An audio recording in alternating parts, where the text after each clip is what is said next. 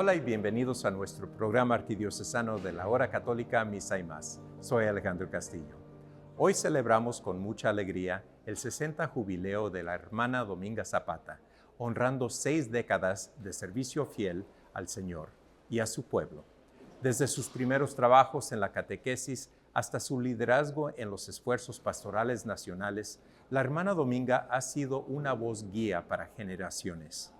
Juntos recordaremos su trayectoria en la catequesis, el liderazgo y la defensa de la comunidad hispana, y escucharemos sus palabras de esperanza para el futuro.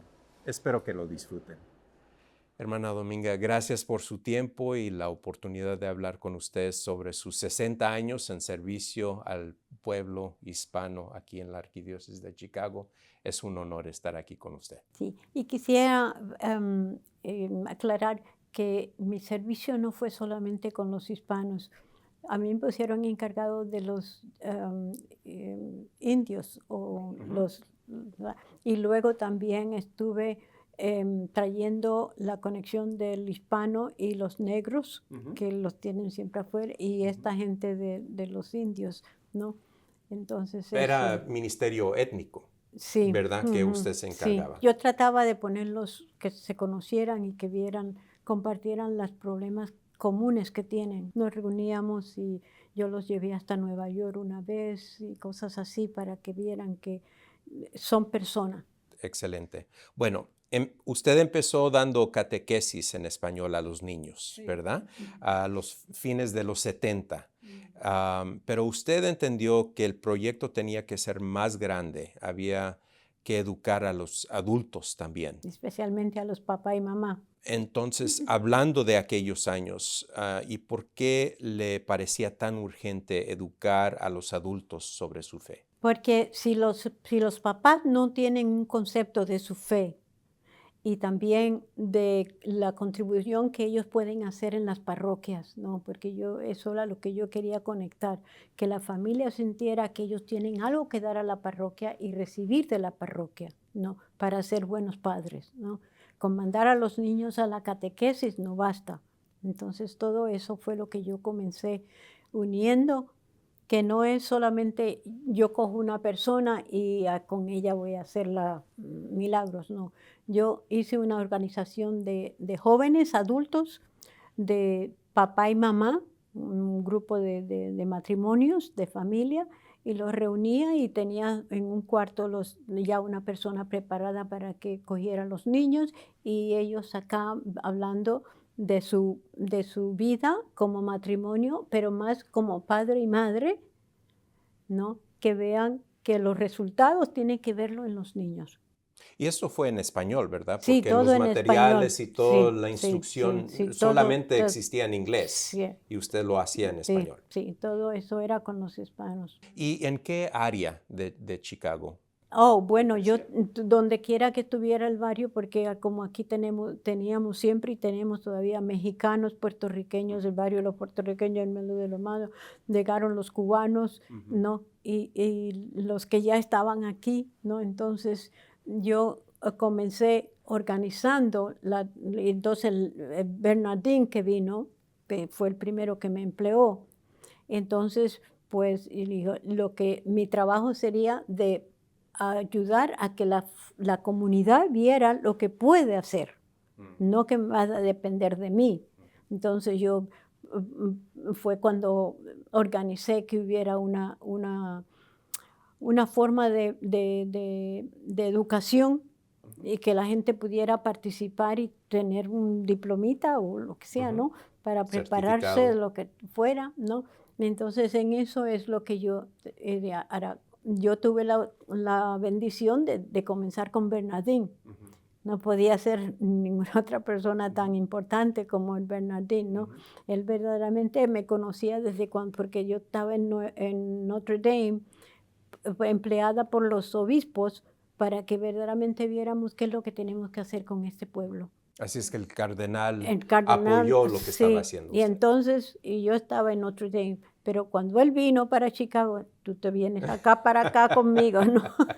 Entonces me trajo a Chicago, aunque no era para solamente centrarme en Chicago. Él quería que fuera, porque aquí habían de todo. Puertorriqueños allá en un barrio, los mexicanos, los que llegaban, los que habían llegado antes de los cubanos, etcétera, ¿no? Y entonces, con Bernardín, la cosa es que él me abrió, no me puso esto es lo que tú tienes que hacer. Él no me dijo qué es lo que yo tenía que hacer. Yo tienes que buscar que más gente conozca a Dios y los ame y lo viva. Sencillo, Entonces pues yo traté, después que organicé un poco más los hispanos, pues entonces lo que hice fue que conectaba yo los hispanos con los negritos, los hispanos con los, ¿cómo se llaman? Los que son indios no, los nativos. Nativos. Nativos de acá, ¿no? Entonces, para que la gente viera que cada uno tenía algo que compartir, para hacer una iglesia que es una iglesia católica, que no es mi iglesia de los hispanos, ni de los que hablan inglés, ni los que hablan portugués o lo que fuera, ¿no? Entonces, yo tuve la oportunidad con Bernardín de verdaderamente ampliar lo que se conocía como una acción de apostólica, ¿no? Usted nació en Puerto Rico. A ver, háblenos dónde y cómo nació sus votos como miembro de las Hermanas Auxiliadoras. Bueno, yo nací en el campo. Y entonces también mi papá y mi mamá se separaron.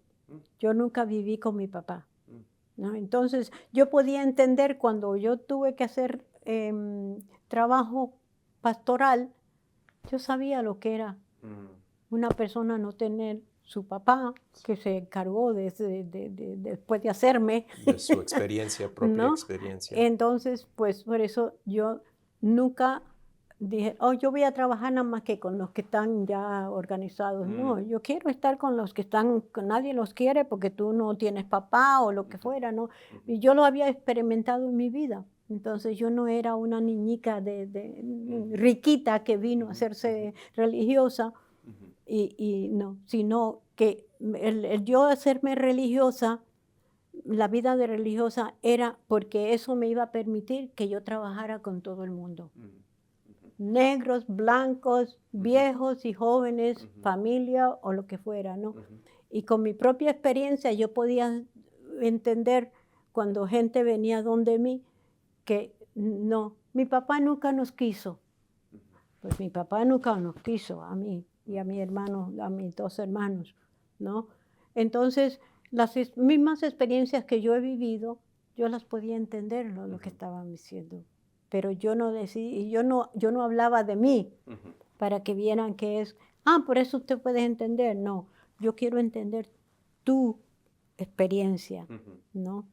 Para ver, entonces yo tenía matrimonios que nunca se habían casado, o que era el segundo matrimonio, lo que fuera, ¿no? Cosas así. Entonces yo me encargaba, pero también yo ponía mucha importancia, primero en la familia y luego en la juventud adulta. Pero ¿qué le llamó la atención ser hermana religiosa y particularmente ser parte de las Hermanas Auxiliadoras? Bueno, lo que me pasó a mí, porque yo las conocí en Nueva York, y yo salía con ellas a ver cómo vivía mi gente. ¿No? Entonces, eso me atrajo mucho, porque yo antes de conocerlas, yo no estaba pensando que yo me iba a hacerme de religiosa. Yo estaba segura que Dios me llamaba para hacer algo con la gente. Pero entonces cuando conocí las hermanas, y yo iba a los barrios con ellas y todo eso, y digo, eso es lo que yo quisiera hacer. De ayudar a que mi gente fuera y se viera que yo valgo. Y yo digo, por ahí es que yo voy. Entonces me facilitó que yo conocí a un jesuita, y sabe que los jesuitas tenían una organización. Entonces ya yo me uní con ellos, y entonces yo veía todas estas cuestiones de cómo ellos no llamaban a la gente y hacían, y yo, eso es lo que yo quisiera. Y entonces el sacerdote conocía a las auxiliadoras, Y entonces él me presentó, mira, si vas a hacer una, estas son las tuyas. Vamos a cambiar un poquito de tema. Usted participó en el primer encuentro nacional hispano de pastoral en 1972. De lo que sabemos, esa fue una experiencia transformadora para usted. ¿En qué manera este encuentro impactó su trayectoria en ministerio? Pues sí, es que vi cuando organizamos el encuentro que era como tener una organización, pero que no impactaba, porque nos reuníamos y va, mamá, todo el mundo soñaba, pero cada uno se iba para su casa. Entonces yo comencé y dije, no, el encuentro tiene que ser algo que juntos vamos a ver qué es lo que tenemos que hacer para verdaderamente ser representantes de Dios. Y entonces comencé, yo como estaba ya en Chicago, pues ya tenía la organización de los jóvenes, de la juventud, tenía lo de la familia y los niños de bautismo. Tenía mucho que, algunos sacerdotes me dejaron entrar me reconocían, pero otros no, ¿verdad?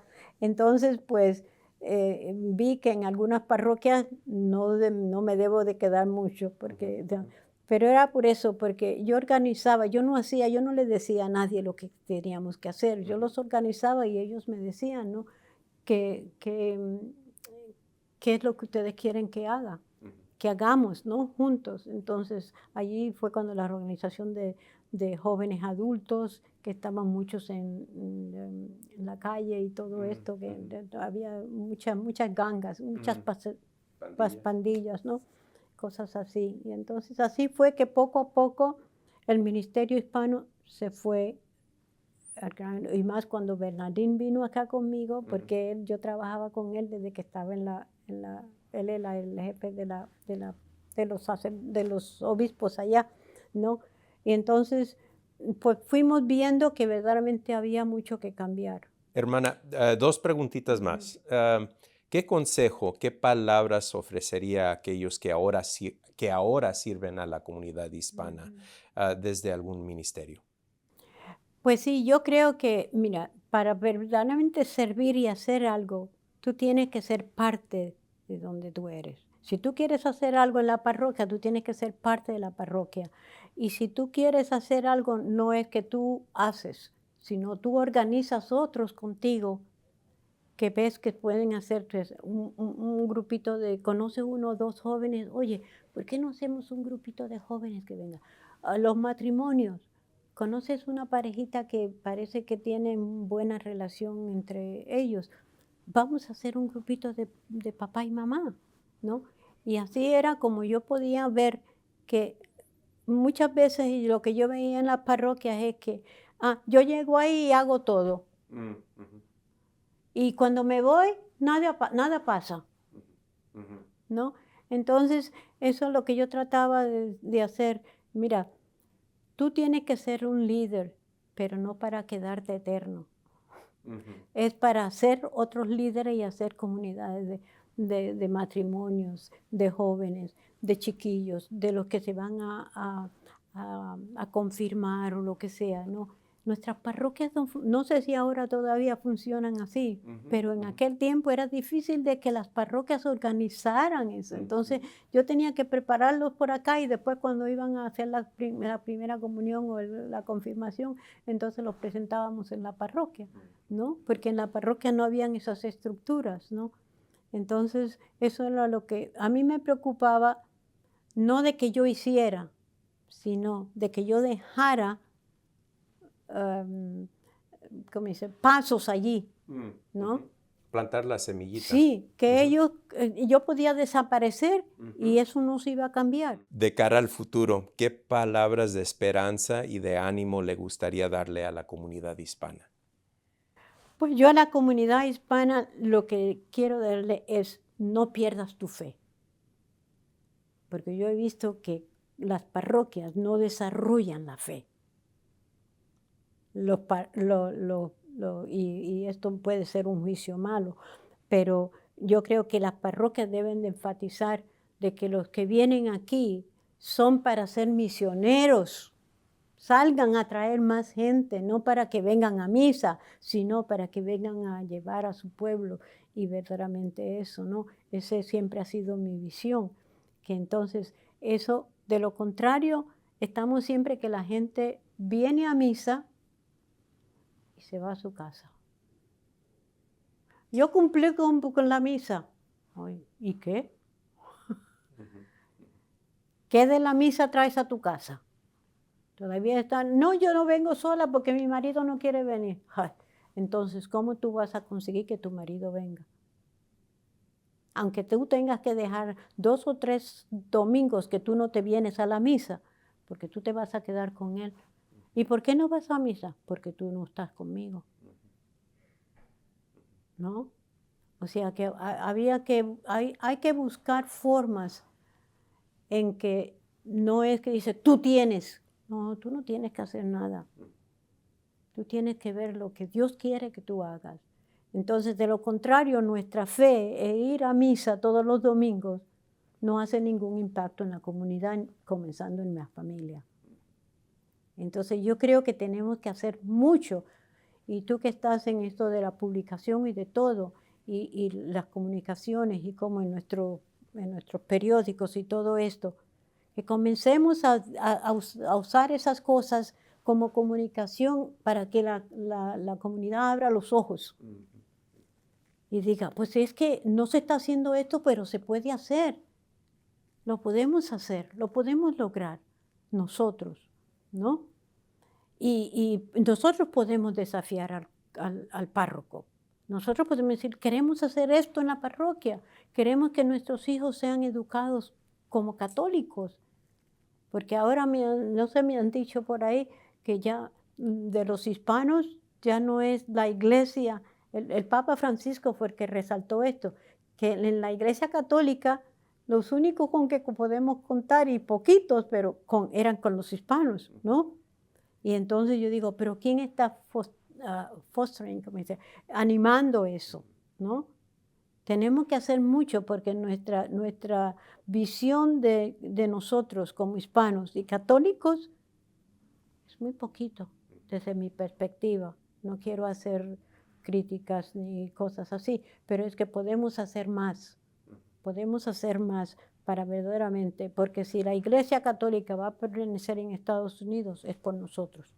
Hermana, gracias por su vocación, gracias por su servicio, su amor a nuestra comunidad, a nuestro pueblo hispano, y pues que Dios la siga bendiciendo. Eso es todo por esta edición de la Hora Católica Misa y Más. Soy Alejandro Castillo. Espero que disfruten el resto de su día y que Dios los bendiga.